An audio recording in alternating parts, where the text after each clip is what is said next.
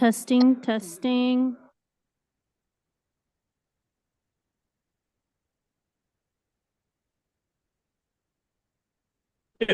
Testing, testing, testing, testing. Let me check the.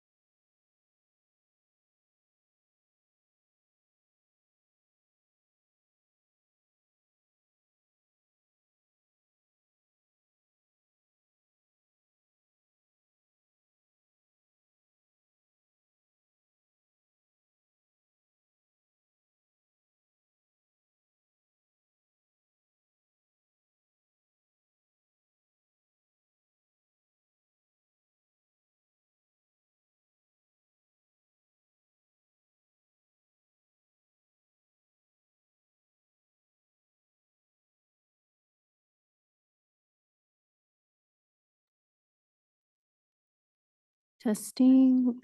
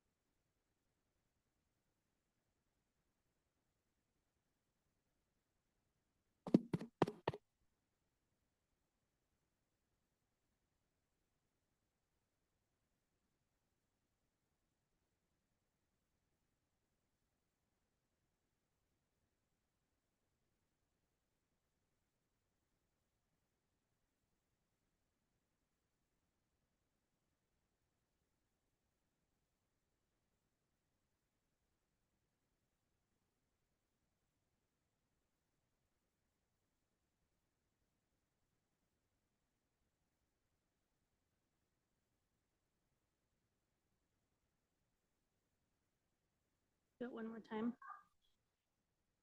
No, do it one more time. You ready? And now you say something.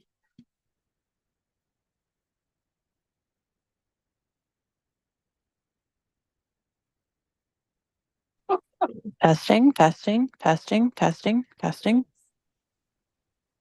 Testing.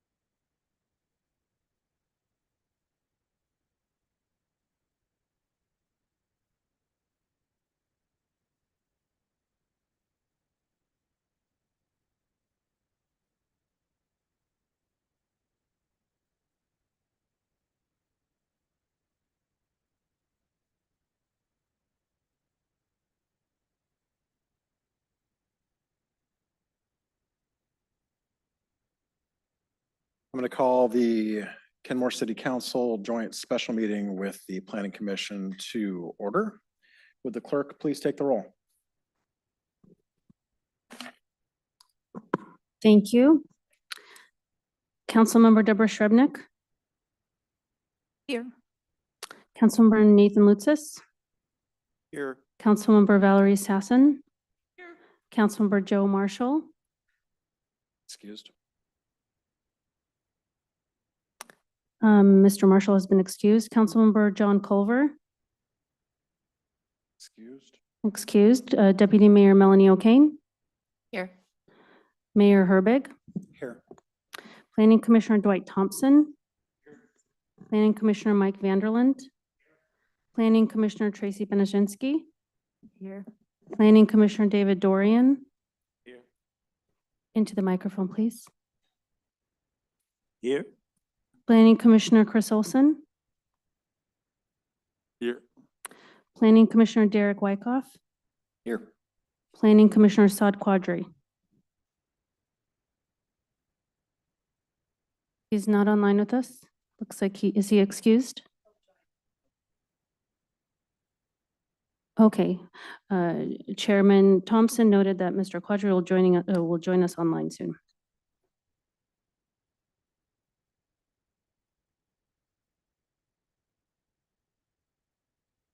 All right, so what I have on the agenda next is meet and greet. We all have a meal. We've all been socializing for a bit. I'm sorry, I just looking next on the agenda, it says meet and greet. It says council members meet planning commission. We've been socializing for a little bit as we've been getting our meals and all of that. I'm not sure what staff had envisioned or if it was just a little bit of a buffer time. Do you know, Rob? Or anybody? You want to play charades or something, or? 2 words. I mean, if nobody objects, I would say we just move on to the main reason we're here for the presentation. Does that work for everyone? All right, well, we are very lucky to have Anne McFarland here tonight. Anne majored in Russian and ancient Greek at the University of California, Santa Cruz. She received a Marshall Scholarship awarded by the British government and earned a second degree at Cambridge University in England. She then joined the US Foreign Service, served as a diplomat in Pakistan on the Soviet desk of the US State Department. After marrying a fellow Foreign Service officer, Lou McFarland, Anne became a stay-at-home mom in the Congo, Tanzania, and Nepal. On returning to Seattle, Anne became a Russian translator and was elected president of the American Translators Association. Since developing Jurassic Parliament in 2000, she trains elected officials, staff, and nonprofit board members across the nation. And as a professional registered parliamentarian with Andrew Estep, she is the author of Mastering Council Meetings. And I can say that her trainings have been invaluable to me and to the council in the past. So I'm really excited to have this refresher and training for everybody who's new to this world. So, Anne, take it away.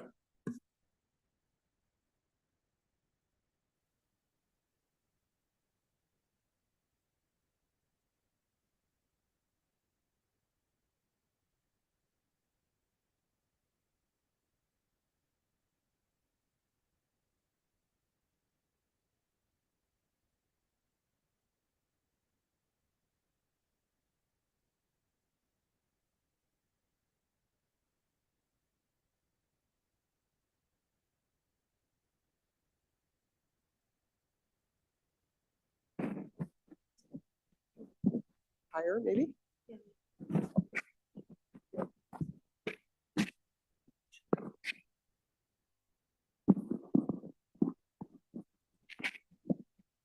How's that? Better? Okay. Perfect. We certainly don't want to have words of wisdom absorbed by clothing. That would be a mistake.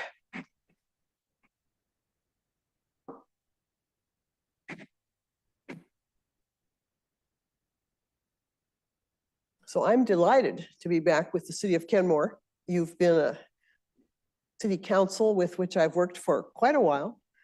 We've had some interesting times together. And in general, I'm not giving any in-person sessions anymore. But when the clerk kindly asked me, I said, for Kenmore, I will come. So here I am. And I hope that we're going to have fun today. So our topic is great city meetings. And we're going to cover some various things. We'll have a brief introduction. Then we'll talk about who's in charge. I thought I'd front load it, give you the real stuff right away. Then we'll have meeting discussion, point of order and appeal, motions and amendments, citizen advisory committee pitfalls, and public comment. And then we'll have a conclusion. And since we started just a bit early, we'll have time for questions too, which I really appreciate. So those are our topics. And why are we here? What's the point? My goal today is to invigorate you to run effective meetings to serve your community. I use the word invigorate because we tend to kind of get in patterns. We tend to do things the way we've always done them. And sometimes taking a fresh view can be very helpful and really can enable us to do a better job at our meetings. After taking this training, you'll be able to understand and apply the authority of the chair, the members, and the staff, follow best practices for fair and effective discussion, respond to disorder and difficult people, make motions and amendments, run effective public comment sessions, and make better decisions for your community. So I just want to have a disclaimer here. I'm not an attorney. Everything here is strictly based on parliamentary procedure. And if your attorney tells you something different, listen to your attorney. So I'm finding, Anastasia, that maybe that we should lift this up a little bit. If we could use the lectern or something. My eyes are not what they used to be, and it's a little hard to see the PowerPoint. think so, yeah.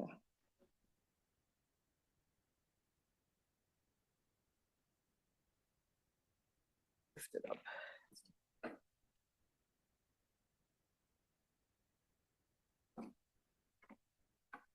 Just a little bit.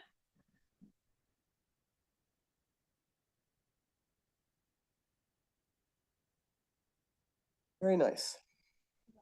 Yep, thanks. Well, the first question is, who's in charge?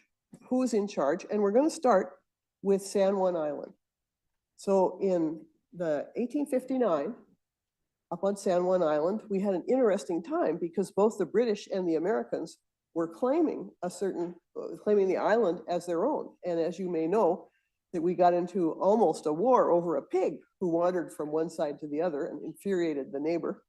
And so Americans were sent in case there was a war. And one of the persons sent was Henry Martin Robert, who was a lieutenant colonel in the Corps of Engineers. And he helped to build the embankment, which was going to protect us if war actually came. And if you go to Friday Harbor, you can see the encampment that he built, the embankment that he built, which was, I think, quite a remarkable thing. And he later got very interested in the issue of how to run good meetings. He was trying to run a meeting in New Bedford, and as he said, I jumped in, trusting to Providence the assembly would behave itself. And 14 hours later, nothing had happened. So he decided that he'd better do something, and he started collecting rules because everybody had different ideas. And so he published in 1876 his pocket manual. It would nicely fit in your coat pocket, and somehow it took off. All across the nation, people were thrilled to have a common understanding of how to run meetings. But I believe that his heirs and successors, who still own the franchise to Robert's Rules of Order, have done a terrible thing in creating the current version, Robert's Rules of Order, newly revised 12th edition. This is a terrible book. And when I first got into parliamentary procedure, I just wanted to give up. I thought, this is ridiculous. But I kept on reading and studying it, and I found that there's a core that we really need. There's a core that's essential for good and fair meetings. And that's what we try to share with you all in Jurassic Parliament. So there also, the Robert's Rules people finally realized that they needed something else, and they have published a short and in brief version. This is a good book. You can read this in a weekend, although nobody wants to, but it will give you the essentials for what you need for Robert's Rules of Order. So I just want to mention that there is a hierarchy of authorities. You can see that the Constitution comes at the top. Then we have federal law insofar as it applies to meetings, state law, your charticle or your code, in your case, that allows you to exist, your bylaws or council rules, any special rules of order you might have, and then Robert's Rules. Robert's Rules comes at the bottom. It's a surprise to some people. Somebody said to me once, are you bowdlerizing Robert's Rules? I said, no, that's just the way the authority list goes. And your rules have higher authority. And of course, citizen commissions must follow the rules and the guidance given by the city council. So just a note on the role of the chair. Robert has special rules for small boards, which are acknowledged in your rules of procedure. That's up to about 12 people. And on a small board, the chair is entitled to make motions, to take part in discussion, to second motions, and to vote. But we strongly recommend that the chair not make motions, and that is indeed included in your rules of procedure, that the city council chair, the mayor, will not be making motions. The chair can always say, if they have an idea, would any member care to make a motion? Kind of making a suggestion, but not taking that lead. And what about the role of the mayor in discussion? Well, under the RCW, the mayor is fully entitled to take part in discussion, and that's as it should be. So I want to talk now about two different types of organizations. One is shaped like a triangle or a pyramid. It's called an accountability hierarchy. So at the top, you've got the boss. The boss hires people directly or indirectly, directs them how to do the work of the organization, and if they do it badly, fires them. And one feature of a structure like this is that it has status or rank. And people who are near the boss are higher in status than people down below. I think that's okay myself. You hope that the people of higher status will listen to the people down below, which they have a tendency not to do, but in and of itself, we need status in order to determine where the buck stops. If we in this room had the job of building an addition to the Kenmore City Hall and we all had equal rank, we would never succeed. We need that accountability. Now, the person who's in charge here is the boss of the organization. And this structure is so common, you know, every corporation has a CEO, every school has a principal, every army has a general, that we tend to think of it as the default structure. But there's a whole nother one, which is called a voluntary association. And in a voluntary association, a group of people come together to achieve a common purpose. They set up some guidelines for themselves and they select a chair. But the chair, the leader, is a peer and equal with special responsibilities during the meeting. So it's very different. The leader of a voluntary association is not the boss. And all of our city councils, planning commissions, citizens advisory committees, the Rotary, nonprofit boards, so county councils, those are all voluntary associations.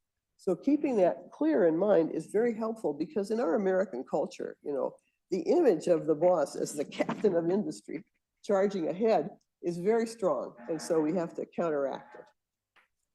So in a voluntary association, each member has an equal right to speak and to try to persuade others to accept their view. During meetings, the chair controls the process so the group can make the decisions. And during meetings, the chair is the servant of the group and the group is the final authority.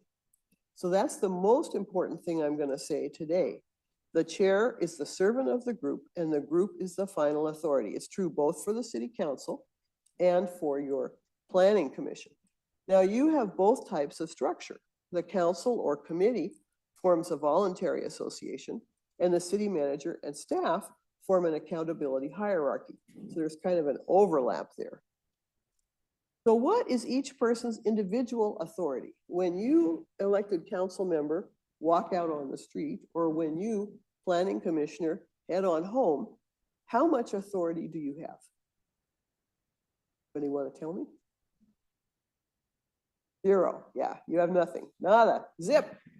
And there's a wonderful quote from another authority that expresses that very well, I think. All members of a governing board share in a joint and collective authority, which exists and can be exercised only when the group is in session. So that's the phrase, I think, joint and collective. And that's why in the state of Washington, you know, nonprofit boards cannot just send an email out and get 6 answers back and say that that's a vote, because it's the joint and collective processing of the board that matters. So we have a paper called Rights and Responsibilities of the Member, written by a colleague of mine, that I will send out to you. And it goes into what your rights and responsibilities are. So I want to say that during the meeting, discussion can and should be vigorous. It's very important to bring forth your true views and be willing and able to speak to everybody and don't hold back. But once the vote has been taken, things change. And it's okay to disagree. It's fine during the meeting to have different views. That's a good thing. That's a strength.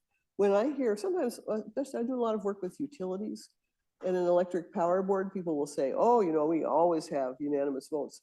That's not really a great thing. It's better if people are really engaging and thinking and sharing their different views. But we do tend to identify with our own position. And when we're defeated, sometimes we take it personally. And that's a mistake, because at the end of the day, the body must unite behind its decision. It's a basic democratic principle that the decision of the majority voting at a properly called meeting is the decision of the body as a whole, and the minority must make it their own. Now, I have to say that this is a terrible system. It would be much better if you just put me in charge. But I hold with Winston Churchill, who famously said, democracy is the worst system of government in the world, with the exception of all the others that have been tried from time to time. So when serving on a public body, members have a duty to uphold the decision of the chair of the body, even if they disagree with it. They may express their disagreement in public, but they may not attempt to undermine the decision. Sometimes that gets to be a little bit of a fine line, but I do have examples for you. Of course, they're also free to try to persuade their colleagues during the meeting to change their mind within certain limits. So here's another paper, Lost the Vote, Don't Sabotage the Council's Action. And there have been, real and definite examples of people trying to sabotage. And I want to say that I think this is an extremely important principle. And I want to quote here Elias Canetti, the Nobel Prize winner and writer, who said, "The ballot box is sacred because the alternative is blood." And I believe in this deeply. All across the world, we see countries where decisions are made by force of arms and violence, and not by the democratic process. And to me, even though we have many aspects of our society that we must work to improve, we can still take great pride in the fact that we live in a society and a culture that is dedicated to the principles of democracy and the law, and making decisions in this way and not by force. So I really want to applaud you all, because you all are upholding those principles. You're upholding the principles of our founders. And I think that many times the public doesn't really realize what a commitment you make to democracy and to your community, and how much effort you put out. It's very, very important, and I honor you for it. So that's one of the reasons why I'm so happy to be here today.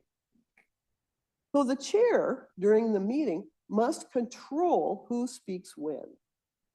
This is critical. The chair serves as a benevolent dictator, So the rules are the rules that the group has chosen. You chose them, but the chair has to enforce them. And individual members must seek recognition before speaking. This is just a key thing. You can't have people blurting out. You've got to have people be recognized. So if someone speaks up without being recognized, the chair should stop them. And if someone speaks out of turn, the chair should interrupt them. And if someone makes insulting remarks, the chair should cut them off. Now, how many of you, if you were in the position of a chair, feel that you would have the moral authority and the confidence to do this? We see a show of hands. Well, I want you to work on it. Develop those muscles, develop those cutoff muscles. Yes, that's really important.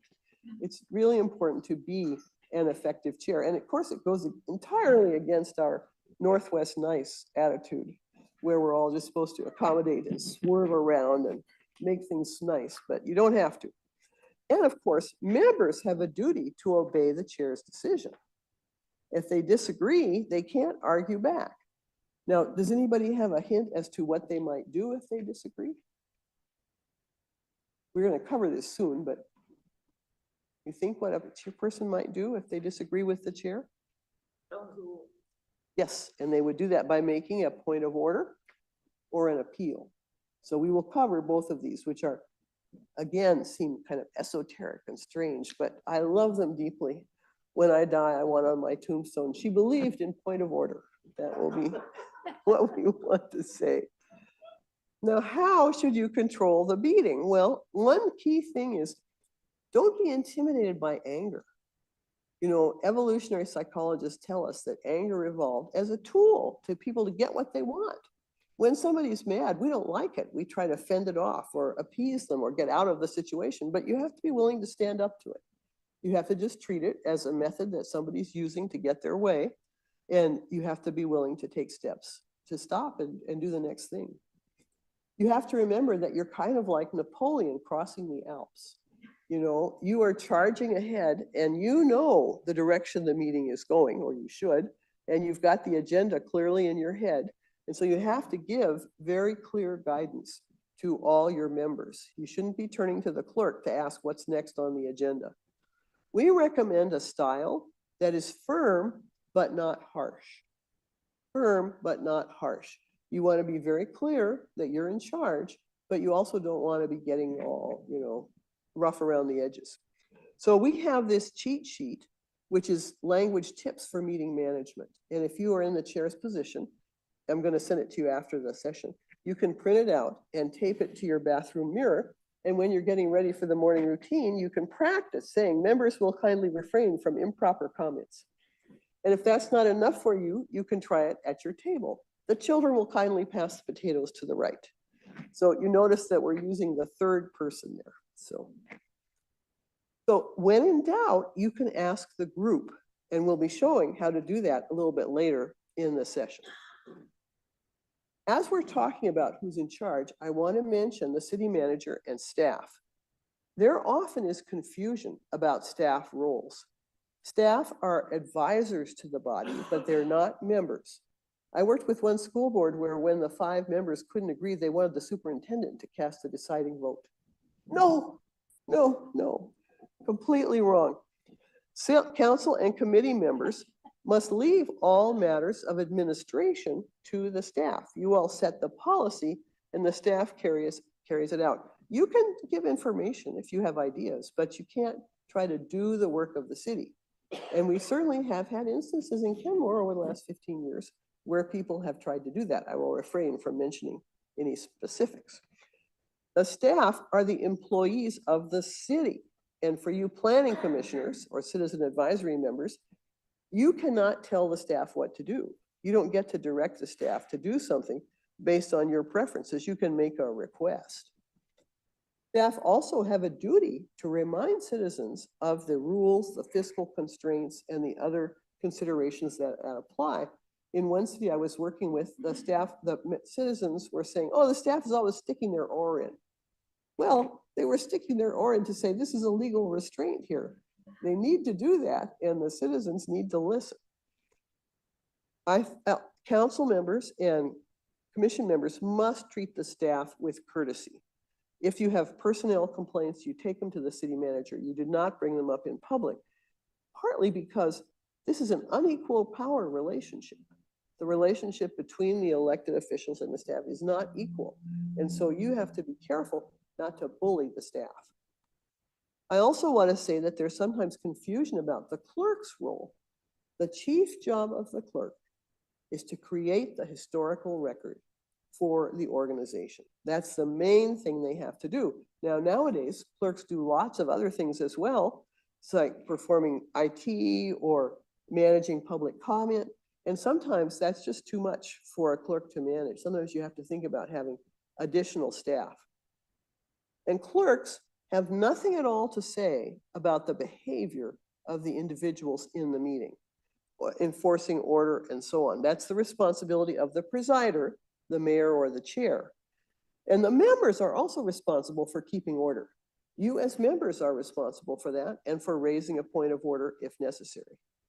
So we have a paper, Successful Staff Interaction in Local Government Meetings, that I will send to you. And I hope you'll find it helpful. That's by home city of Shoreline right there. So we're now going to take just a few minutes because I've been babbling on.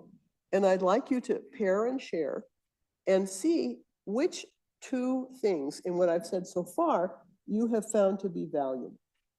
Share with each other as a pair 2 items that we've covered so far that you think are valuable. I hope there will be at least one. Anyway, so that's, it's 6:07, so we'll take 3 or 4 minutes for this.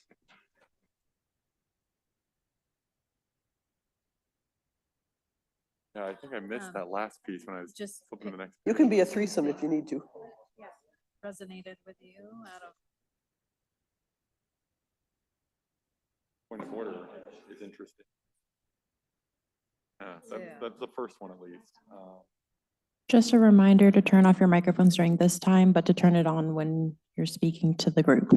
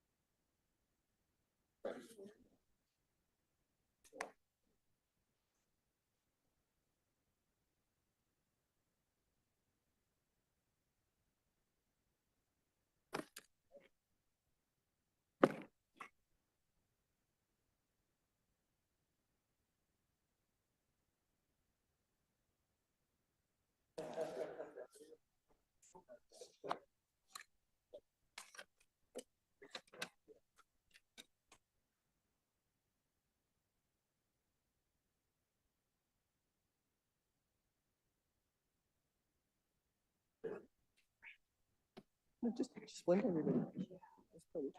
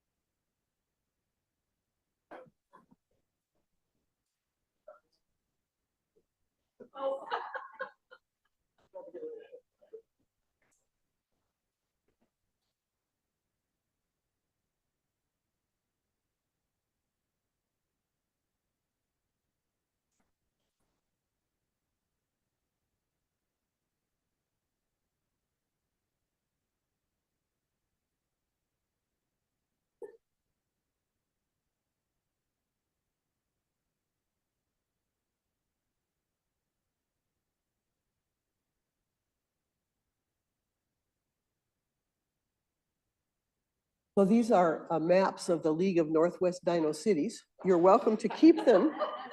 You're welcome to keep them if you like or not. My late husband and I made them up. And so we're going to have a chance to make motions in a little bit. And the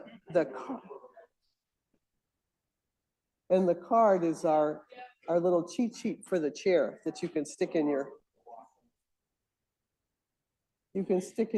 wallet. So let's resume. Let's resume. Does anybody have any feedback or comment as a result of your discussions? Yes, we had or at least I have a question. Yes, please speak into the mic. Oh, thank you, sorry. So one of the things we were discussing is how to handle anger and not being intimidated by it. And I think we both kind of found we would not necessarily be intimidated by that, but we would have other reactions that we don't think would be good necessarily for the best outcomes for our service. And I'm wondering if you could use a point of order potentially to use that as an opportunity to request or make a motion, I suppose, to take a break, to kind of just take a breather for a second. If there's been something angry being stated, to just kind of calm down again if you're trying to think about what's being discussed. So you wouldn't need to do a point of order. You could just move to recess for 5 minutes. Okay. And that's a motion. It's a standard motion. It has a pretty high rank. It cannot be debated, but it can be amended as to the length of time. Okay. So you would just say, Mr. Mayor, I move that we recess for 5 minutes. And you don't give any reasons. You just say so. But strategic use of recess is very helpful, both for the chair and for the members. And what the chair can say is, if there's no objection, we'll take a recess for 5 minutes. In that way, the chair is acknowledging that the group is the final authority, but is still using their leadership capacity. So it's a great idea. Yeah, I mean, just because we're caught up in something doesn't mean that we have to proceed. It's a whole funny thing about anger. I got an inquiry from somebody who said that their two council members were kind of speaking quietly to each other on the dais, and that a woman in the audience jumped to her feet and said, "Open meetings violation." So they were going to write to the Attorney General. I said, well, I don't know what the Attorney General will say, but I don't think it's a good idea to have private conversations during a public meeting. You know, you're shutting everybody else out. So it'd be better to just stop doing it. But then this person wrote to me, and she also said that I made eye contact with another council member. Well, you know, I don't think that we're going to call eye contact as an indictable offense at a council meeting. So anger can come in lots of ways. Another comment? Yes, David. So one question about standing behind the decision as a group. I'm going to get the term of art wrong here, but I think we're considering a dissenting opinion from Planning Commission. Is that right? I can't remember what we call alternative opinion. Pros and cons of that, because I think we would still say this is the recommendation of the Planning Commission, but if another member feels very strongly that they should share a dissenting opinion, we're going to allow that. Correct me if I'm wrong. Minority opinion, thank you, minority opinion. How do you feel about that in the context of the standing behind the decision as a group? Well, I think it's fine for a planning commission to do that because the planning commission is supposed to advise the council. So letting the council know what you think, I think minority opinions are fine. I know the city of Sumner specifically has it in its rules for the planning commission that a minority opinion may be submitted. Where it becomes problematic is when the holder of the minority opinion then rushes off to the council and starts arguing to the council and saying, I'm a private citizen and I object, you know, because they're not a private citizen. So I don't think that should be allowed. But I think submitting it in writing is fine. Sure. Thank you. Other questions? Other comments? Yes. Could you please? Can't hear you, Dwight. Could you please enlarge your comments about you're not a public citizen? Because we have had situations where we do want to make a public comment and we're not speaking for the commission, but we still, don't we have the right to have a comment?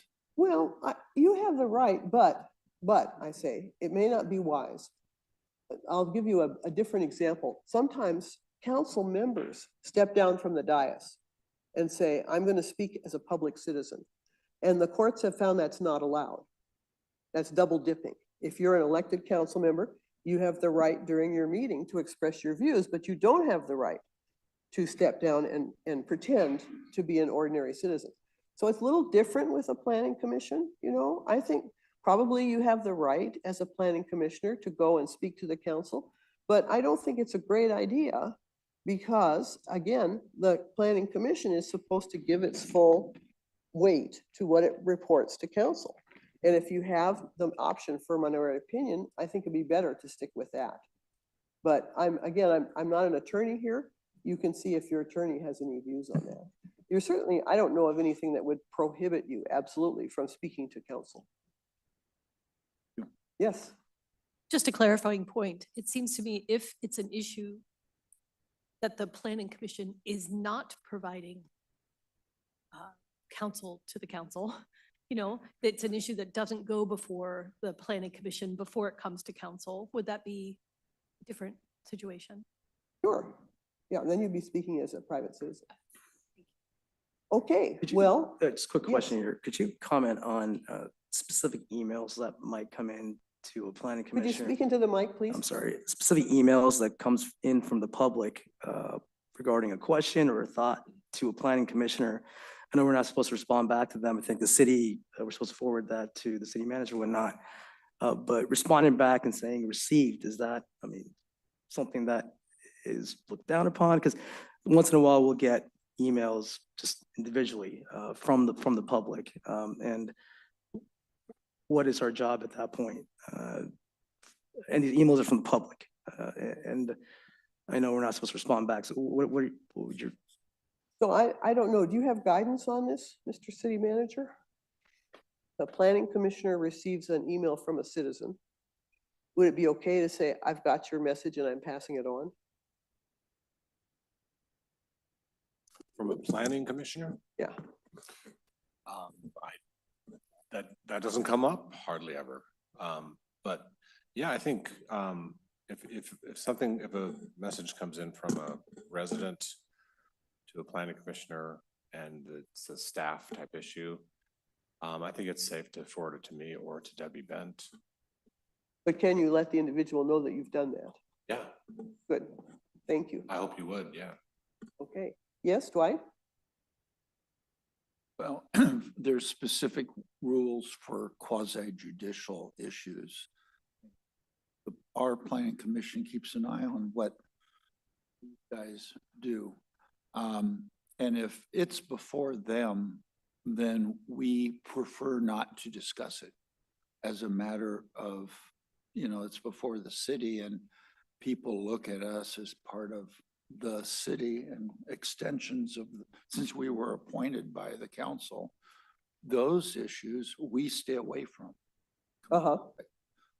But in our legislative arena, one of our jobs, at least I think it is, talk to our residents and our citizens who Sure. are constituents. And that's why they've appointed us to do that.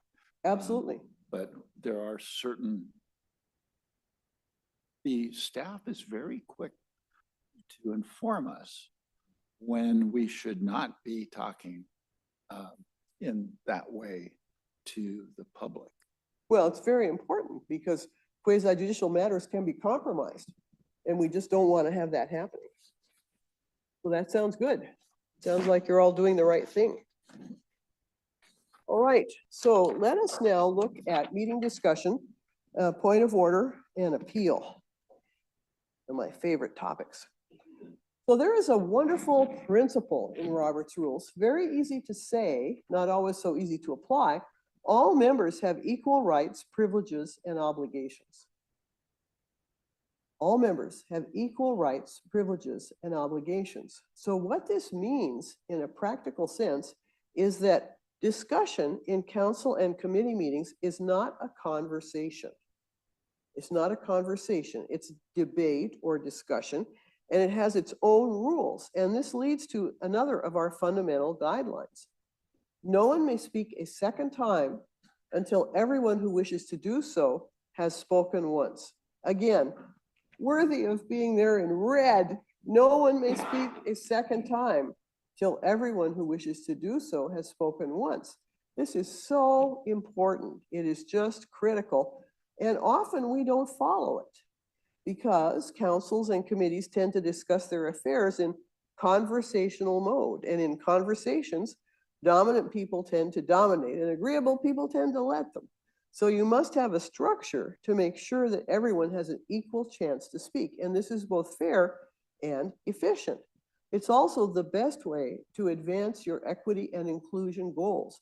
You know, Robert's Rules gets a bad rap, patriarchal, out of date, but actually it's a wonderful way to make sure that every voice is heard and to include everyone in your discussion. So how are you going to do this? Well, again, everyone, members and staff, must seek recognition before speaking. You can't just blurt stuff out. You want to raise your hand and wait to speak until you've been acknowledged by the presider. The presider can use a speaking chart or can have somebody, an assistant, use a speaking chart. I use this when I run our Corral board meetings. Just check everybody off as they speak, and then you know who's had a chance and who has not. Another fundamental guideline is that courtesy and respect towards everyone are required. This is so essential. And there are 5 types of inappropriate remark that may not be made during meetings run under Robert's Rules of Order. Personal remarks about others, except for conflict of interest, and I'm sure you have a policy about that. Discourteous remarks, insulting language or attacks, inflammatory language, the kind that gets people's blood pressure up, criticizing past actions of the group. People are surprised to learn that this is prohibited. But there are 2 exceptions. If the whole group is discussing past actions, then you certainly can criticize them. Or if a member plans to make a motion to rescind or amend the action at the end of their speech, you can make a motion. So I think building that skateboard park was the worst thing we ever did is not allowed. But I think building that skateboard park was the worst thing we ever did, and I moved to tear it down is fine. Of course, I mean, there's other administrative considerations. And then the big other one is remarks that are not germane, that are not relevant. And that's kind of the big umbrella. That covers everything. And that's why these remarks are not allowed, because discussion during meetings is supposed to be about the issues and not about people. So again, we have a paper, Inappropriate Remarks on Local Government Councils. And I have a little audio clip here. We'll see if it plays for you. No, it doesn't. So the guy is saying, That's a flat outright lie. I always like to get inflammatory remarks. So Robert says the measure, not the member, is the subject of debate. The moment the chair hears such words as fraud, liar, or lie used in debate, he must act immediately and decisively to correct the matter and prevent its repetition. The requirement for courtesy also extends to body language and gestures. You know, some councils, people are rolling their eyes, shrugging, looking, sighing, making faces. So I was so pleased when I found some language that you can use. A member can raise a point of order and say, my colleague is failing to express courtesy in body language and expression. What could be better than that? You know, so polite, but sticking it to them. Now there is the famous deer in the headlights problem, where you hear something and you know that it's off, you know that it's wrong, but how do you quickly identify how it's wrong and have the language to respond? So we have a product, this is shameless self-promotion here, which we sell, it's one of the few things that we sell, called the Wait cheat sheet. So it's got down the left-hand side, inappropriate remarks and bad situations. And then it has 3 columns. And so one column is what the chair can say. One column is what a member can say when another member is misbehaving. And one is what a member can say when the chair is misbehaving. It's the only source I know for this information. The mayor once told me, he said, Ann, when we're running our meeting and those little orange placemats start to come out, I know that I'd better straighten up and fly right. That all his members had these, and that was their sign. So we'll just pass that around. So one very important note, obviously, we're speaking here about discussion within council meetings, within committee meetings. These strictures do not apply to the public when they're giving public comment. In general, you know, the public can say whatever it likes, and we will talk about public comment in a little bit. So the effect of all these rules is we're not going to have crosstalk between members. We're not going to have members talking to each other. And if that doesn't happen and things degenerate into a hockey match, the chair should stop it. But if the chair fails to stop it, a member can make a point of order. So in Jurassic Parliament, we represent point of order by a flying dinosaur. So here we have our main motion, which we're going to talk about shortly. We're discussing some issue here, and a member makes a point of order. It flies over the head of the pending motion, and the chair bats it out of the sky. The chair makes a ruling. So this is, for whatever reason, this is the way that we represent it in Jurassic Parliament. When a member breaks one of the rules, another member may make a point of order, and then the chair rules on the point. So again, this little skit, I'll just read it for you. So the member says, point of order. The chair says, state your point. The member says that comment breaks our rules of decorum, and the chair issues a ruling. The point is well taken. Members may not use this term. So you can make a point of order at any time except during voting. It's a very powerful motion. You can actually interrupt your speaker, and you don't have to be recognized. Now, you will quickly make yourself highly unpopular if you do this too often, but it's good to know that you can. And it must be timely. You have to raise the point of order at the time of the offense. If you wait, it will be too late. Then the chair must issue a ruling. When I was watching your December 11th extraordinary meeting that went on until 3 a.m., I saw a couple of times where somebody said point of order, but the chair never said anything. The chair never made a ruling about it. The chair has a duty to rule on the point of order and have to say the point is well taken or the point is not well taken. And you also want to be alert as to whether the member making the point of order is using that motion correctly or not. Because in the given instances, at least once it was not correct. And then the ruling that you make goes into the minutes as precedent for the future. And here is where you can use the passive tense, that wonderful passive tense. A point of order was made that. and then you can explain it.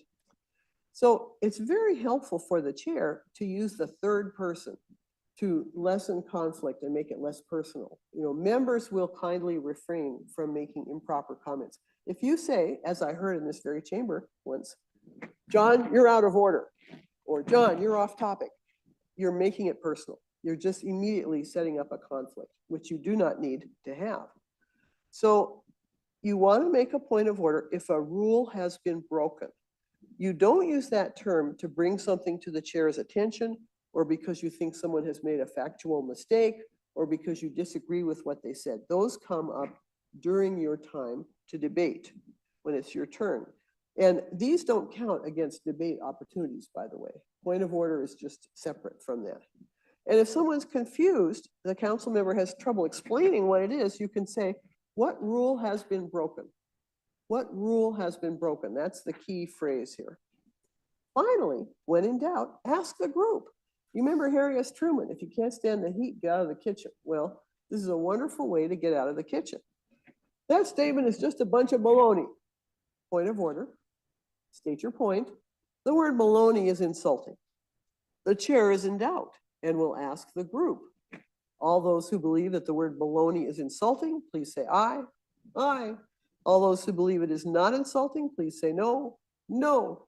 The ayes have it. The word baloney is insulting and may not be used. Or the noes have it. The word baloney is not insulting and may be used. So it's a wonderful way to give the responsibility back to the group. And once the chair has ruled on a point of order, there's only allowable form of discussion is to appeal the ruling. So appeal, in our view, is the most important motion in all of Robert's rules and the least known. The chair issues the decorum, enforces order and decorum, but the group is the final authority, and any two members can appeal a ruling of the chair. One member appeals and one member seconds. Now, there is an exception. If the ruling is a matter on which there cannot be two reasonable interpretations, you can't appeal it. If the bylaws say a member may serve only one term as mayor, and somebody nominates the mayor for a second term, and the chair says, no, we can't do that, you can't appeal that because it's right there in the bylaws. So this is how you appeal a ruling of the chair. Chair, point of order. State your point. My esteemed colleague has used the term cream-faced loon in referring to the secretary. Under Robert's rules, insults are not allowed in debate. The point is well taken. Members will refrain from using this improper language. I appeal the point of order on the grounds that cream-faced loon is a literary reference from Shakespeare, actually, and not an insult. Second, very well, since the ruling of the chair has been appealed, the members will decide. And note that you can't debate appeals pertaining to language and decorum. I think this is so wonderful. You know, we could be here all night if we could debate on whether cream-faced loon is an insult or not. All those who believe that cream-faced loon is an insult, say aye. All those who believe it's not an insult, say no. The ayes have it. The ruling of the chair is upheld and members may not use this term, or the noes have it. The ruling of the chair is not sustained and members may use this term. Clerk, please record this outcome in the minutes. This is also going in the minutes. So note that the vote is on whether the ruling of the chair should be sustained. It seems counterintuitive. It feels like we should be voting on whether the person making the appeal is correct, but that's not it. That's not what we're voting on. We're voting on whether the ruling is correct or not. Okay, so appeals pertaining to decorum and the order of business cannot be debated. And when it can be debated, the process is different from anything else in Robert's rules. So if you all get very sophisticated and start making debatable appeals, you want to study up a little bit on how you do it. So what that leads to is, don't get into arguments. Members cannot argue with the chair, and the chair should not argue with the member. Just say, does the member wish to appeal this ruling to the body? Turn it back to the body. So we believe that point of order and appeal are the heart of democracy. They are really the essence of what it's all about. So any questions on that, on point of order and appeal? All right, well, we're now going to take a 2-minute stand up and stretch break, and then we get to go into motions. Last, the dinosaurs.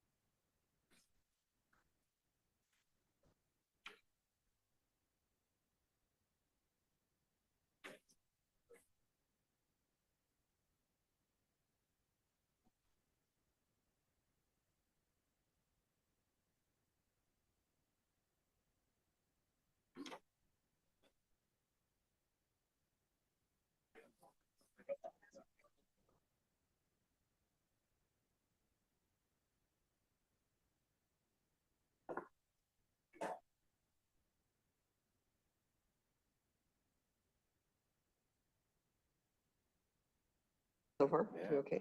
Yeah. How to order more of those, summary sheets? We have them on the website in the shop. So we're gonna put an order in. Order and then, Yeah. do they come laminated or do we? They come like that, yeah. And you can get a pack of 10 or singles. Great. Yeah, Okay, thanks. they're pretty handy, I think. Yeah.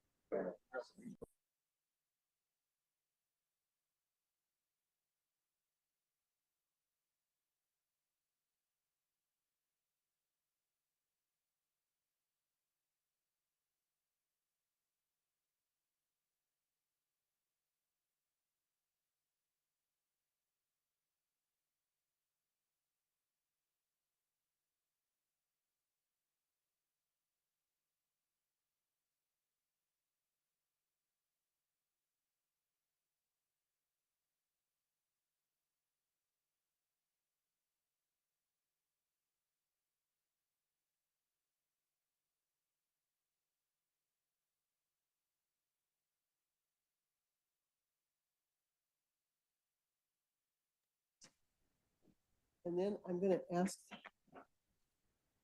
to pass everybody out a motions roll sheet. One for everybody.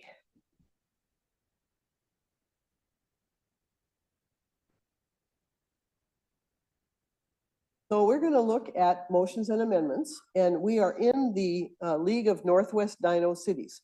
You have the map there. It's not entirely realistic. It's a fantasy, but at least it gives us the opportunity to try some things out. And you are going to be the members of the Dinopolis City Council. So take a look at your motions chart and locate Dinopolis. If you intend to keep your motion, your map, you're perfectly welcome to mark it up. And if you don't want to, please don't. So it's going to be, you found it? Found Dinopolis there? There are 70 cities and each has its own project. Okay, ready? Dinopolis is also the capital of the league. So it's the City of Dinopolis regular council meeting. And I want you to ask you to be alert because as council members, you will need in just a moment to recite our motto. So our motto is given here on the screen. Can I hear it, please? We do our best for all our residents, whether we like them or not.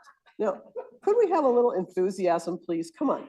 We do our best for all our residents, whether we like them or not. Thank you. So at a council meeting, the normal way to begin action is with a main motion. A main motion is the usual and customary way to start the action. And what often happens is that staff presents the agenda item, which has been provided in writing, answers any questions, and then a member moves acceptance of the motion to begin the discussion. Or if there's not a prepared motion, when the agenda topic is reached, then a member makes a motion. And so we use T-Rex to stand for the main motion. So a main motion should be in writing if at all possible. I was actually once at a meeting where once the vote was taken, someone said, "What did we just approve?" And nobody really knew. So it should be clear and unambiguous. Don't say "so moved" or "I move what he just said." It should be phrased in the grammatical positive. I worked with one city that had a motion not to accept an ordinance. No. You move the ordinance, and then if you don't like it, you vote it down. It must comply with the bylaws and the procedural law of the land, and you can only have one main motion at a time.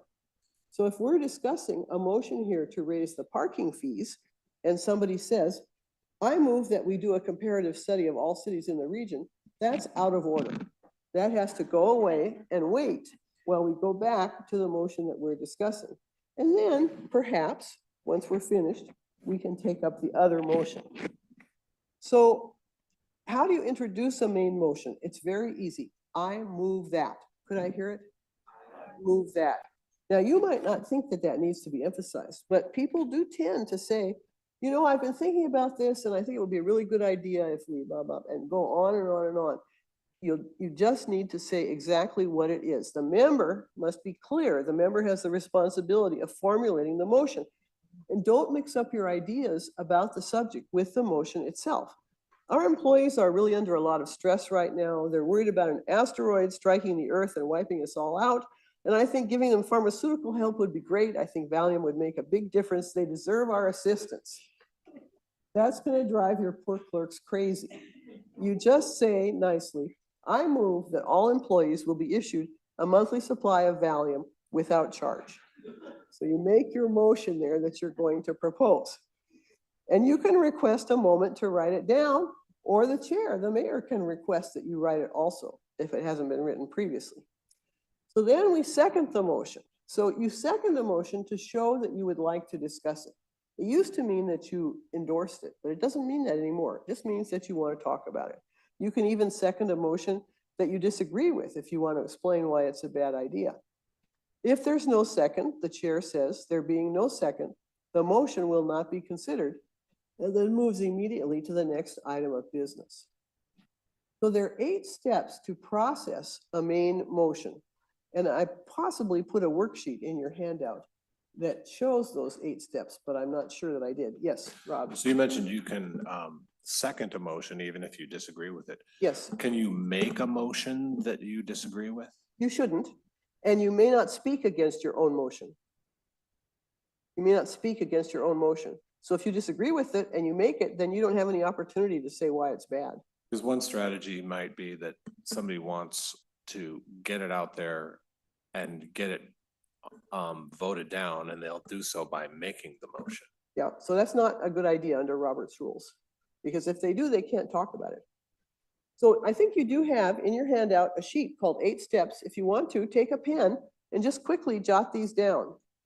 So the member makes the motion, another member seconds the motion, and then the chair states the motion. Chairs often neglect to do this, but it's really important so that everybody knows what it is that we're discussing.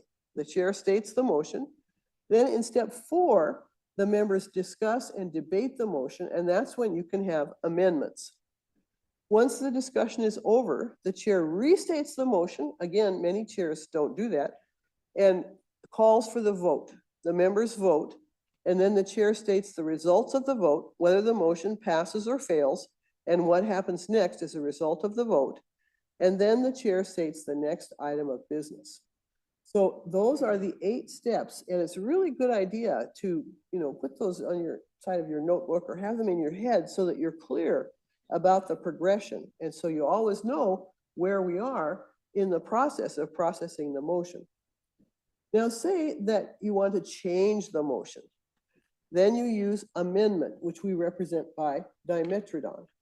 So you amend a motion to improve it, unless you're the US Congress, but we're not going to go there. And so the amendment applies to the main motion. The amendment must be germane, It must be relevant. And anyone can move to amend, even the person who made the motion. You might look a little foolish if you make a motion and 5 minutes later you're changing it, but there's no prohibition against it.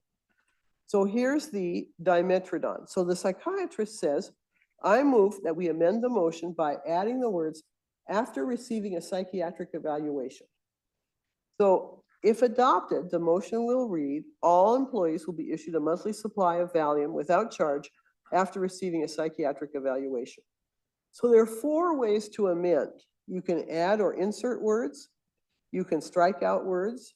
You can strike out words and insert words in their place, or you can substitute where you have a whole nother bit of language. We do not recommend this. So the amendment is processed using the same 8 steps that we just saw for the main motion. But the challenge is that we vote on amendments before we vote on the main motion. We haven't even decided that we're going to do this, and we're already changing it. Well, the idea is it's in order to perfect the motion, to make the motion as good as it can be. So you can see the amendment blocks the main motion. Yeah, we don't want you. We have this motion and we discuss it and debate it. And if we pass it, then it becomes part of the main motion. See how cuddly. Or if we don't like it, we toss him away and then we go back to the main motion that we're discussing. So that's the way that the amendment is processed. And once the fate of the amendment has been decided, debate continues on the main motion. We don't want to forget to vote on the main motion as amended. So say that we did pass that amendment. There it is. So then we have a main motion as amended. And more amendments are possible. You could have another amendment provided it applies to a different aspect of the main motion. For instance, to start in 2025. So again, we would discuss this, we debate it, and then if it passes, I think I'm reaching my limit here. If it passes, then we have an amended main motion with 2 amendments or 3 or 4. But if anybody ever tells you we had 7 amendments pending at our council meeting last night, they're completely wrong, because you're only going to have one of these primary amendments at a time. And then the process continues until we're finished. And then at the end, the body's going to vote on the amended main motion. So do you ever hear the phrase friendly amendment? Well, it's often misused, badly misused. Someone says, may I offer a friendly amendment? And then the chair, in the misuse case, turns to the maker and says, will you accept it? No, no, no, no. Once a motion has been made and seconded and stated by the chair, it belongs to everybody. The maker has no special rights over it. So the chair should just say, oh, a friendly amendment is processed like any other amendment. Is there a second? And proceed in that way. So that's a bare bones treatment of motions and amendments. And now we're going to take a little time and put it into practice. Put it into practice. We are in Dinopolis, as I mentioned, and the city council is debating a motion, which is at the top of your sheet there. Could somebody read me that motion? Read what it says at the top.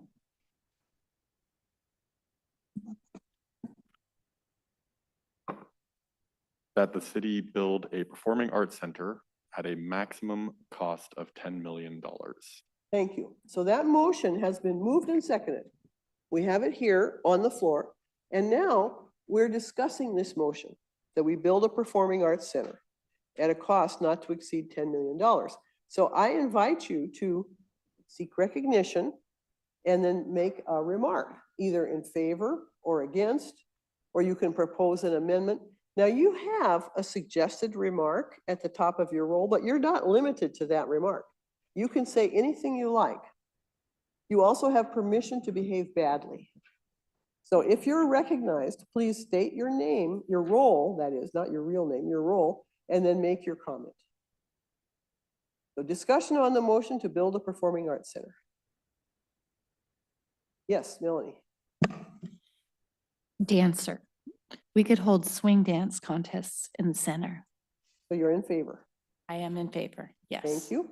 Further discussion? Deborah.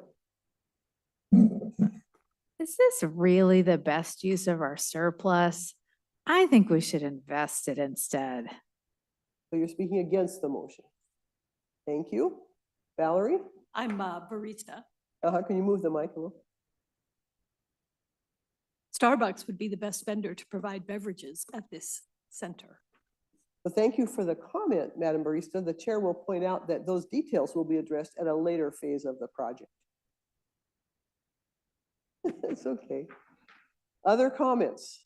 Does anyone wish to propose an amendment? Yes, Nathan. I was just going to make another comment. Yes. Food program director, we have to look at basic food need in our underserved communities. How about supporting the food bank instead? Please speak against the motion. Thank you. Further discussion? Yes. I'm a bunch jumper. I am fed up with this emphasis on high culture. We need more sports facilities, not a performing arts center. I would agree with. Oh, I forgot what you were. So you're against the motion? Yes. Thank you, Mr. Bungee Jumper. Yes, Dwight. Tell us who you are. I'm your enemy. The enemy of the mayor. And bringing that up, I really think that these points against this Performing Arts Center are right on. I think the mayor, you are proposing this because you're a choir director and we don't want to be singing to the choir.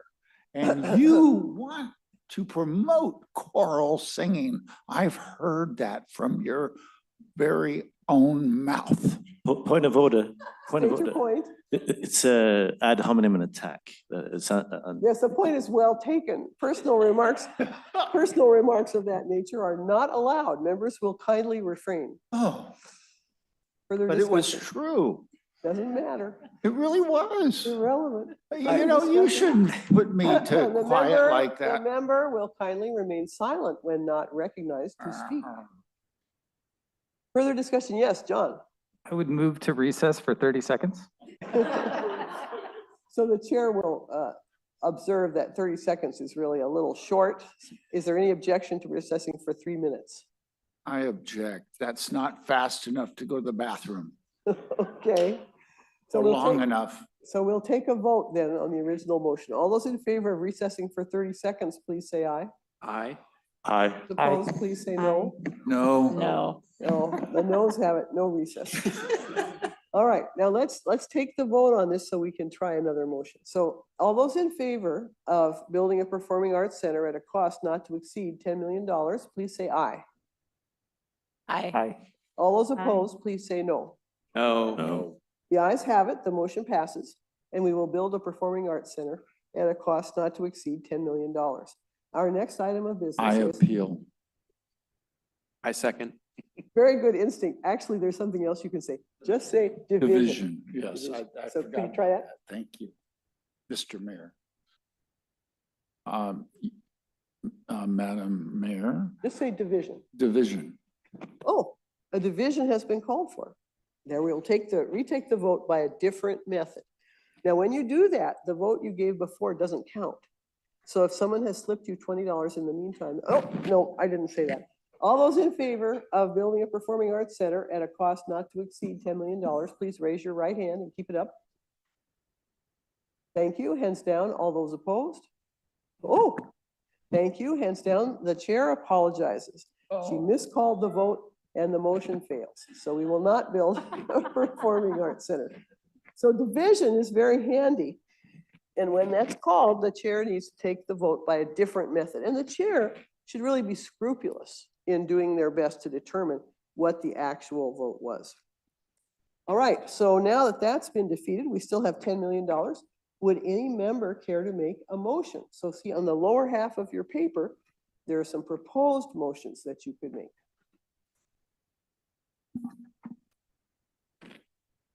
Yes, Chris.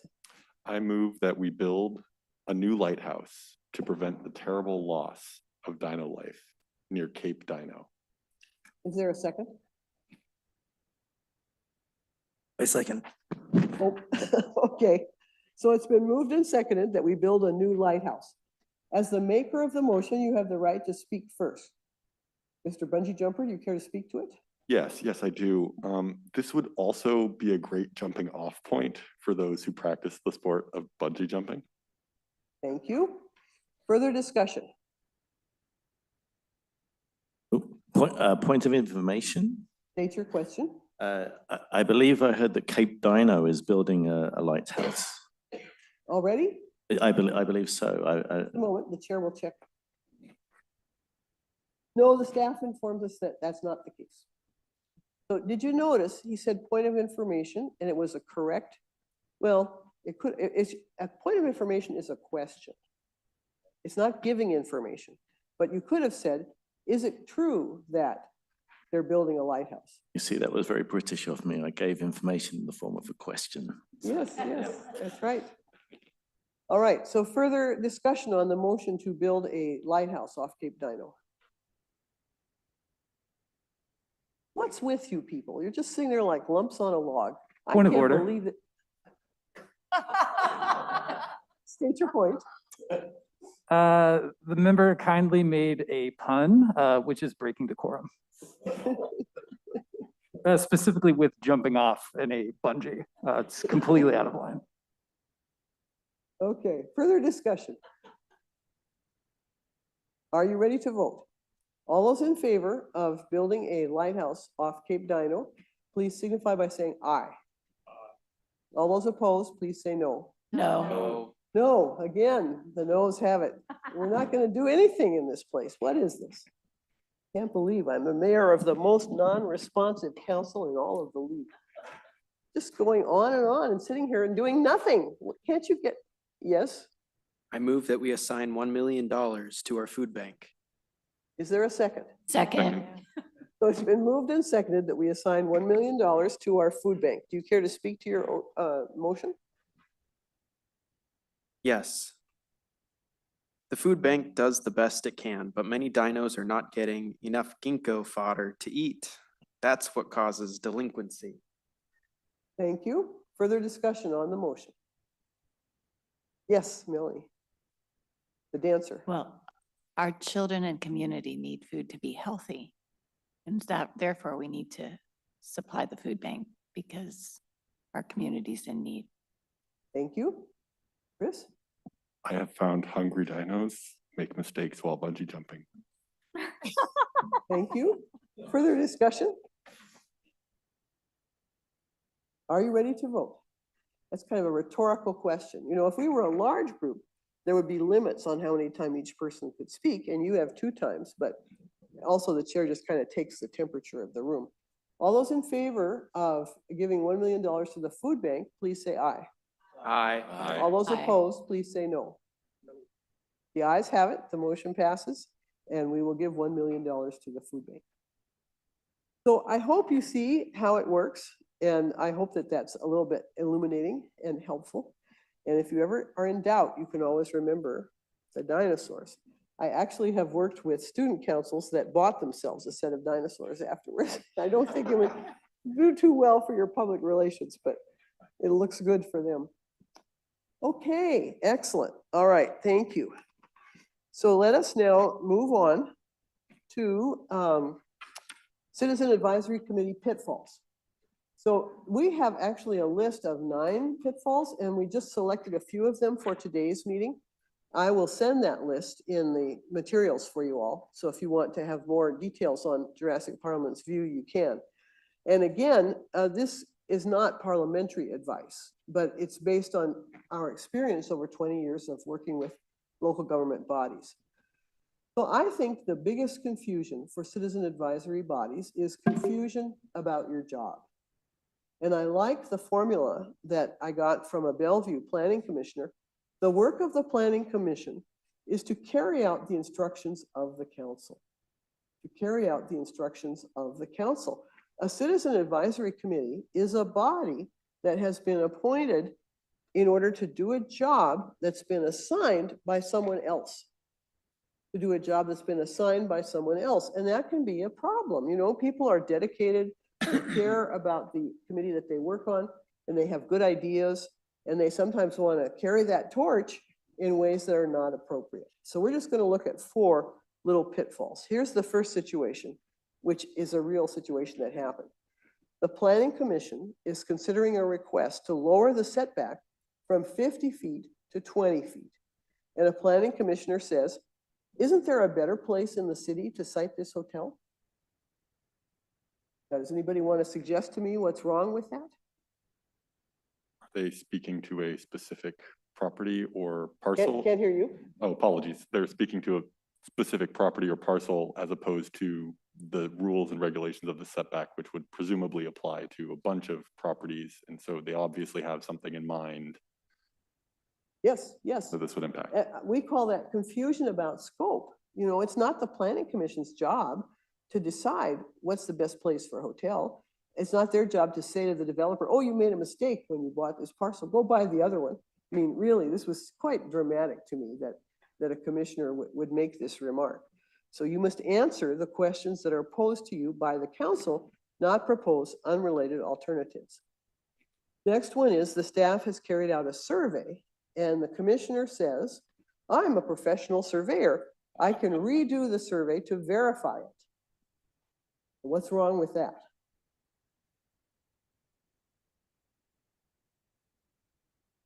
Get the mic.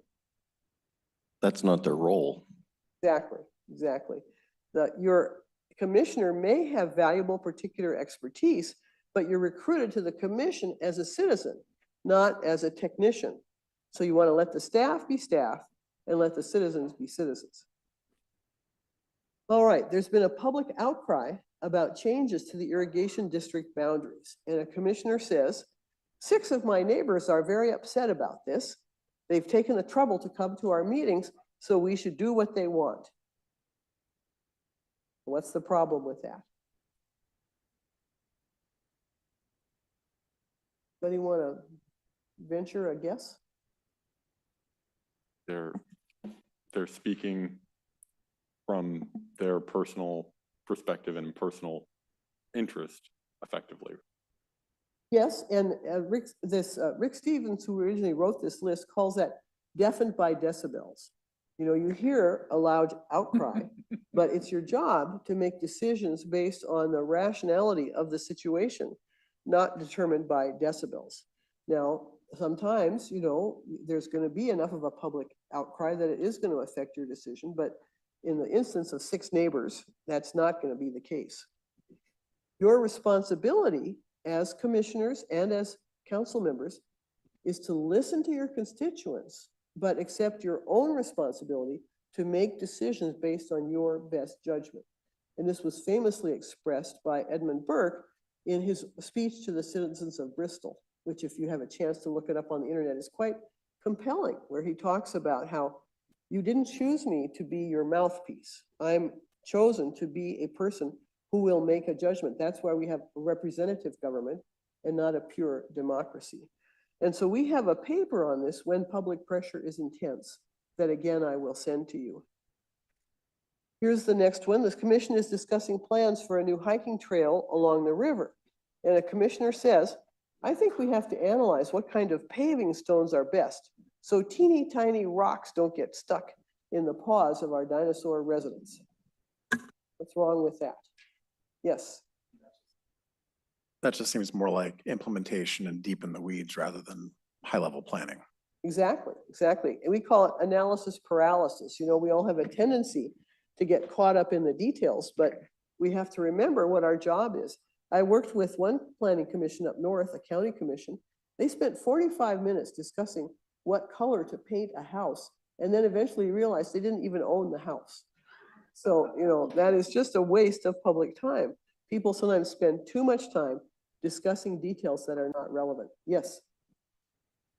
So I have a question about that Sure. last one in the instance of small rocks, for instance. I could see that being an accessibility question. Would that be something where instead, if that statement was made because of a concern about accessibility, would you instead phrase that to potentially say, I move that we require this project to meet ADA guidelines or something along those lines? Like how, I guess, how could I frame that or phrase that to address a concern along those lines without getting in the weeds? Well, I think that would be reasonable, taking that broader picture. But I also think it would be reasonable to say, these will be implementation details that will be considered once we've decided whether to give approval for the project at all. Let's make a note that accessibility could be an issue. You know, some of this, there's not a hard and fast answer one way or the other, but we're trying to talk about the general problems that arise. So do any of you yes, Deborah? Just curious when we might receive some of these documents. A couple of them are hitting pretty close to home right now, so Well, it'd be I'll- super helpful. That's good, Deborah. Thank you. I'll send them tomorrow. So, yeah. I just have to pick, you know, we have 250 papers on our website, and I try to customize each one for this because I don't want to send you 250 papers, for the papers that will be most valuable. Thank you. Thank you for that comment. So anybody on a commission or advisory board have a question or a thought about this?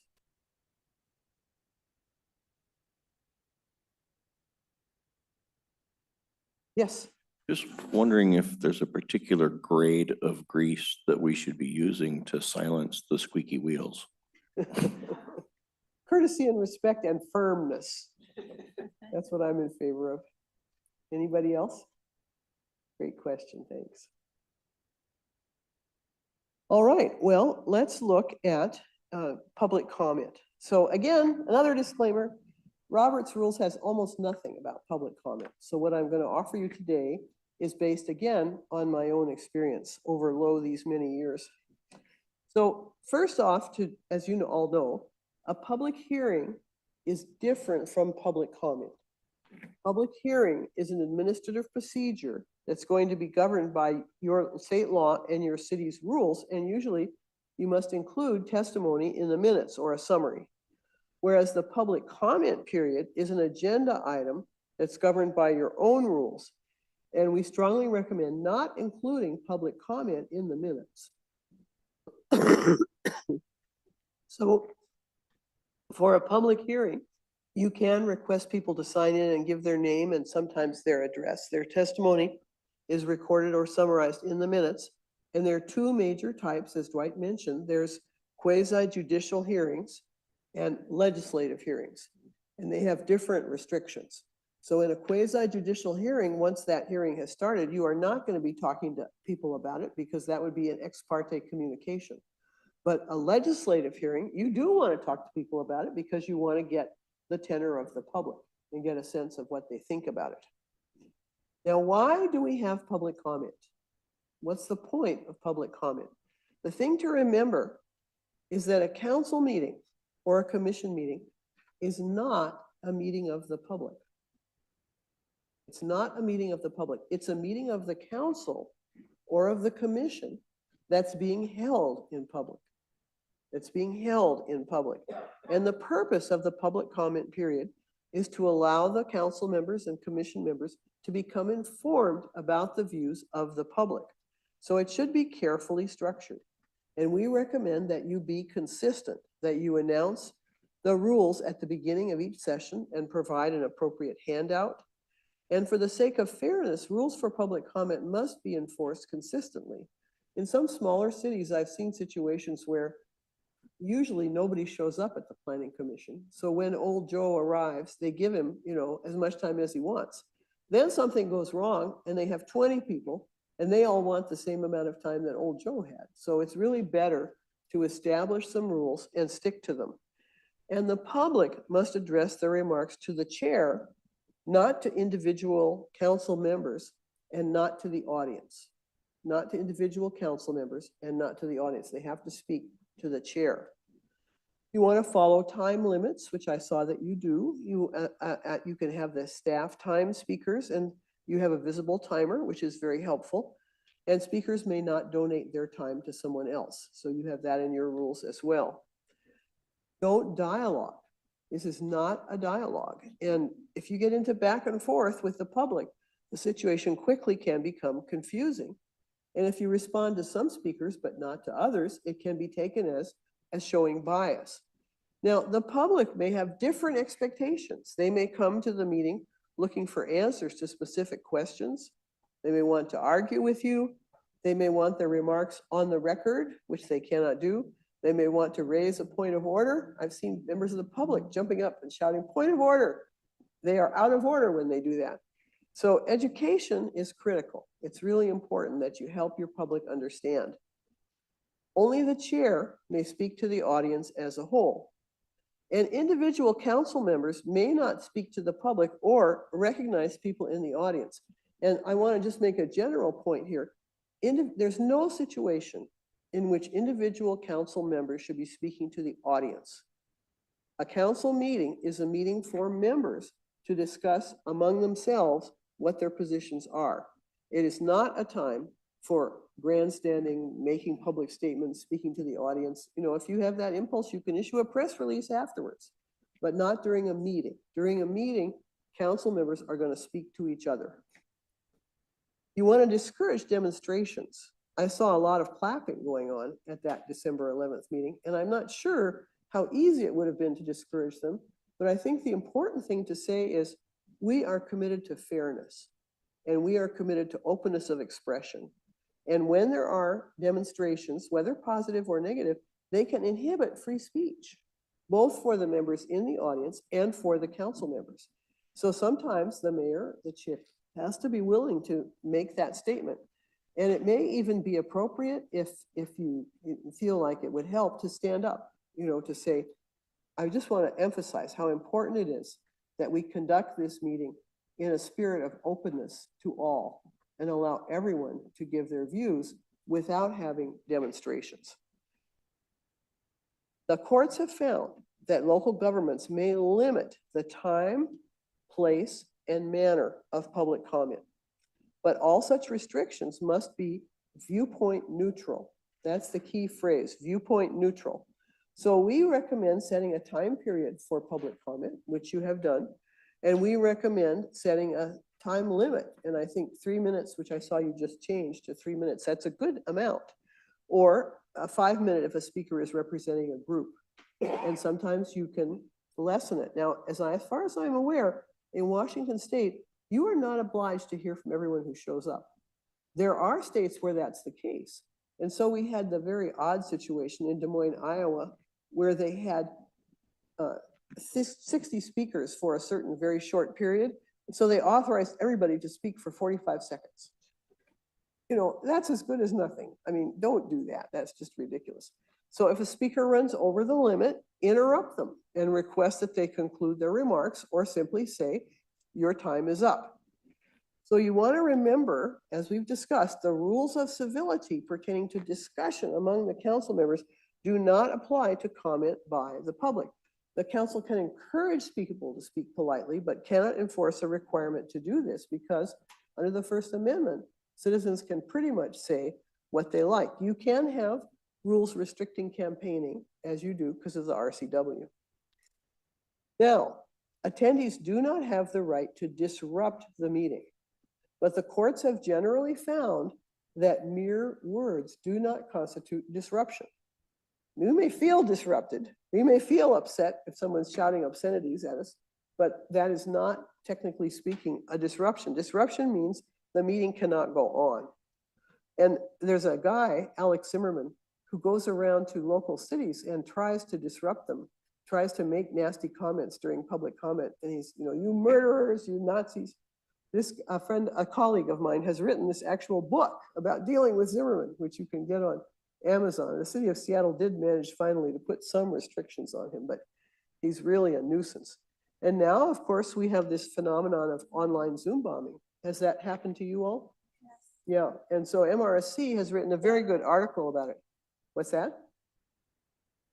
MRSC has written a very good article about it, about when hate comes to town, and I thought that was very helpful.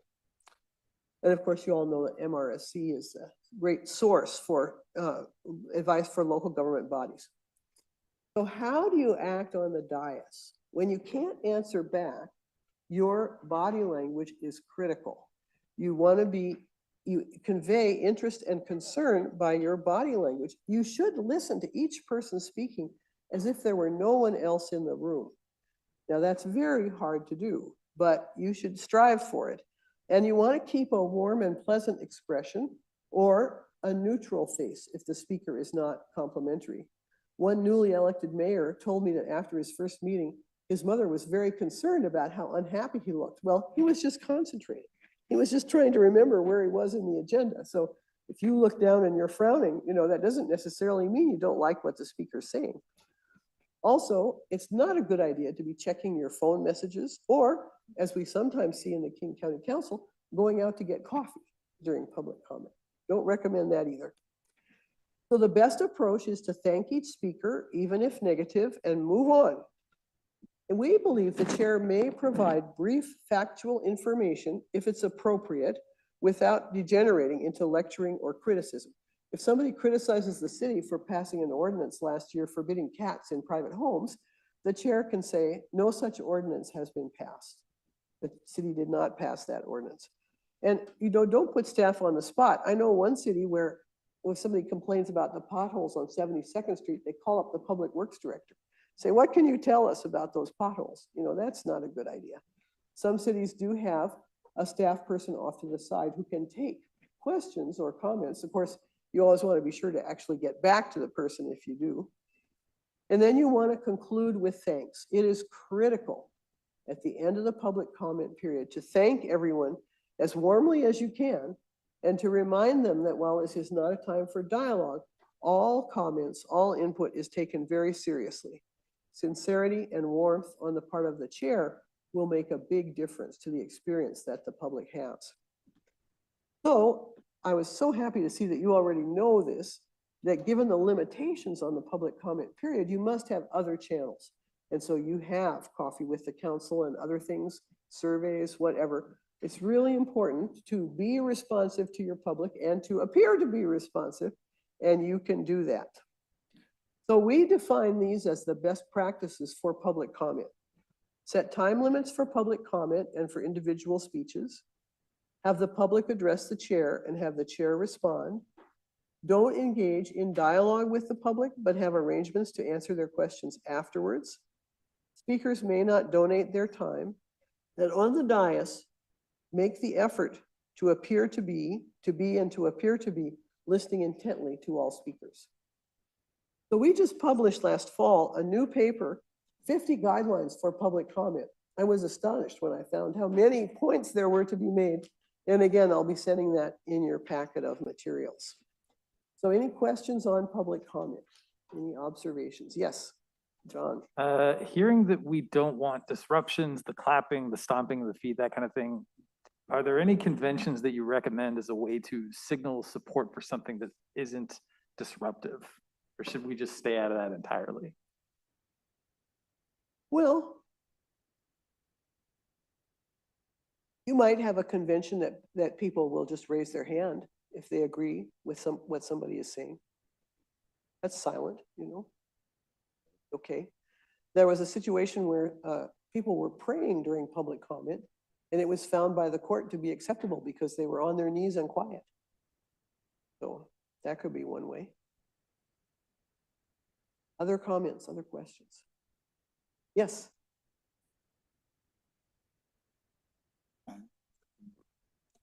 I'm sorry. I always tell everybody else to speak in the speaker, the mic, I mean.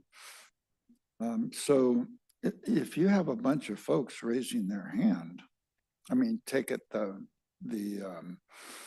meeting that you looked at, I would think that that's the similar situation where people do not feel free to share their opinions on the other side. I don't know if it's. So you'd argue against any sign?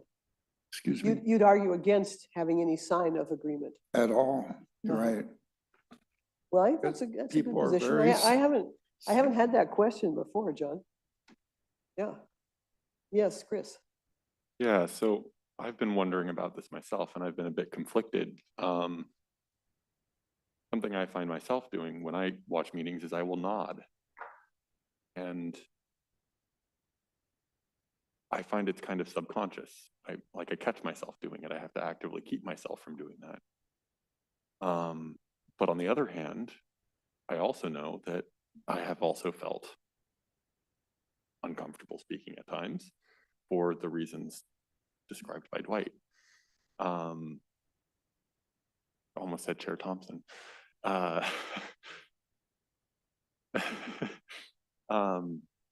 I don't know. Yeah, I just. Well, if you all get any insights into this, let me know, and sometimes I have to turn to the people I work with for answers. Melanie? I would say there's, a degree of being in public. People have body language. I think it's natural, but prescriptive, raise your hand in support is a lot. And I could even see being on the dais finding that distracting, as distracting as applause or heckling or other things that could happen. But I think it's okay from my perspective. I should be asking you, but my perspective is, people are gonna nod their head and it's okay to read the room like that, from my perspective, but it is the real disruptive nature and extension of the meeting that was a concern during that December 11th meeting. Yeah, no, it was obviously very concerning.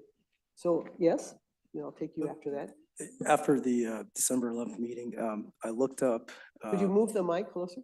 Sorry. I looked up the average attention span for a human being, which is 8.25 seconds is the average span that a human being can pay attention, up to 20 minutes. What would you recommend as far as how long someone should have the opportunity to speak? Because I know you say 2 minutes, 3 minutes, 5 minutes. 5 minutes is a long time for someone to be there and speak about an issue, especially when you have hundreds of people wanting to talk. Have you seen that the lesser amount allows more people to speak versus 3, 4, 5 minutes, less opportunity for the community to be able to express their opinions? What would you say about that? Well, sometimes the problem is that people are not engaged, and it seemed from your meeting on December 11th that the city had been making a stalwart effort to bring this to people's attention and had not really gotten their attention until very close to the end. So attention span and paying attention is certainly an issue. I think if you give somebody 30 seconds or a minute, you're really not respecting their ability to phrase their views. I think 2 minutes is a minimum that I would like to see myself, even if our attention span is 8.5 seconds. So Nathan? When it comes to silent ways of showing agreement and support and things like that, I think this came up several years ago when it came to the ball fields at Bastyr, that people showed up with green bandanas and stuff, or t-shirts. I think people do that as well. So it's been done before, and I don't think that showing up with, in a unified manner would be too much different than having people raise their hands if they're showing that they're part of a certain group. And that's something that we've always allowed in the past. Well, we couldn't tell people don't dress the way you want to. I mean, that would be really getting First Amendment problems real quick. So again, this is not something that I'm so, I don't have a fixed view on it. So I appreciate the question and appreciate the opportunity to explore it a little. And if any of you come up with a specific position, let me know. Let me know for sure. We're publishing our newsletter on Thursday, our January newsletter. And we're going to run a How to Be a Good Mayor contest. So if you think you have ideas about how to be a good mayor, be sure to answer the newsletter and you can win prizes. All right, so why do we need rules? Well, I love this quote from Richard Rohr. He says, "Win-lose is the only game most of us understand. We have a constant unspoken need for domination and actually find no enjoyment in win-win situations." Now, I'm sure that's not true of you. I'm sure that everybody in this room, all of you, are on a higher spiritual level than that. But as for me, if I get in a fight, I want to win it. And so when you feel yourself, if you feel yourself hardening into a combat position, you want to take a deep breath and step back and say, this is not a fight. This is not a battle where we have to have winners and losers. So I invite you to keep in touch. I actually do have forgot to pass it around. I do have a sign-up sheet for our newsletter, if that's something that might be of interest to you. It goes out, I'll just pass this down. It goes out once a month, and we do our best to try to keep it short and interesting.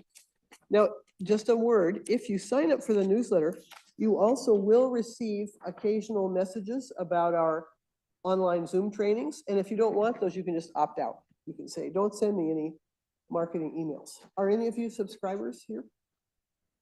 Okay, great. Well, we'd love to have you as a subscriber. And the blog is separate. If you want more information, you have to sign up for the blog separately. This is our book, Mastering Council Meetings, which is the only book that I know of that's written for local government officials, local government and elected officials. And we offer that at a substantial discount to people that we offer training to. So if you decide that you want a copy for your new council members, we can get that. So I said that after taking this training, you'd be able to understand and apply the authority of the chair, the group, and the staff, follow best practices for fair and inclusive discussion, respond to disorder and difficult people, make motions and amendments, run effective public comment sessions, and make better decisions for your community.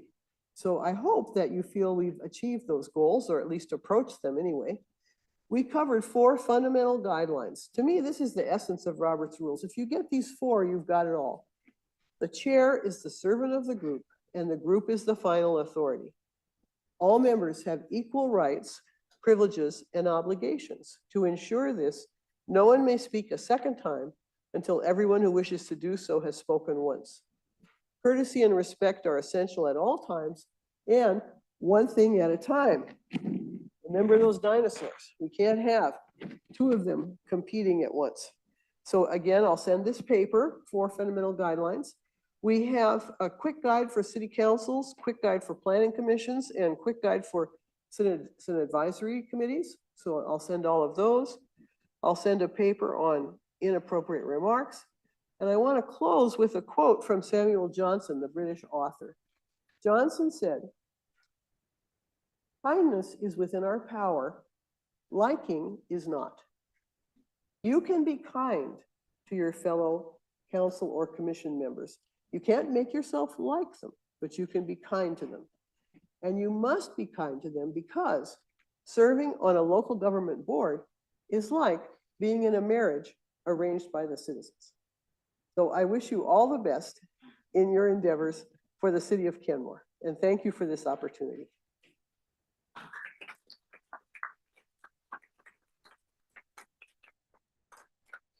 And with that, the special council meeting is adjourned.